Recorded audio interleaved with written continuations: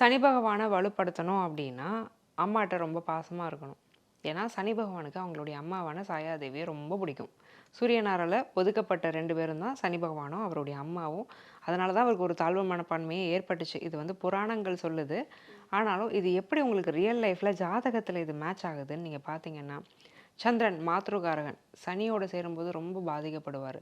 So அந்த தாய் வந்து சனிங்கிற குழந்தைய பெற்றதுனால தான் சூரியனாராலே ஒதுக்கப்பட்டா. ஸோ அதனால் ஜோதிடம் அப்படிங்கிறது ஜோதிடத்தை புரிஞ்சுக்கிறதுக்கான ஏற்படுத்தப்பட்ட கதைகள் தான் இதெல்லாம்.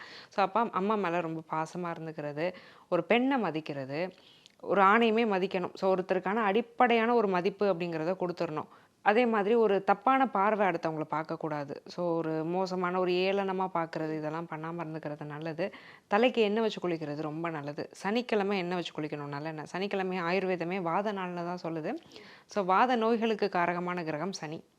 இப்போ சனிக்கிழமை எண்ணெய் வச்சு குளிக்கிறதுங்கிறது ஒரு பெரிய ரெமெடி. கருப்பட்டி எள்ளு அதிகமாக டயட்டில் சேர்த்துக்கணும். ஸோ அயன் சத்து இதெல்லாம் கொடுக்குறது வந்து கருப்பட்டியும் எள்ளும். இரும்புக்கு காரகம் சனி. சனி வீக்கானவங்களுக்கு அயன் டெஃபிஷியன்சி நிச்சயமாக இருக்கும். ஸோ அதனால தான் கருப்பட்டி எள்ளை சேர்த்துக்கோங்க அப்படின்னு நம்ம சொல்கிறது. ப்ளஸ் சிவ வழிபாடு. சனி பகவானே ஒரு பெரிய சிவபக்தர். நல்ல தமயந்தி கதைகளை அடிக்கடி கேட்குறது, நல்ல தமயந்தி புத்தகங்களை வந்து விநியோகம் பண்ணுறது, சனியனேன்னு யாரையும் திட்டாமல் இருக்கிறது. ஸோ இந்த விஷயங்கள்லாம் பண்ணும்போது சனி பகவான் அப்படிங்கிறவர் வலுப்பெற்று நமக்கு நல்ல நன்மைகளை செய்வார்.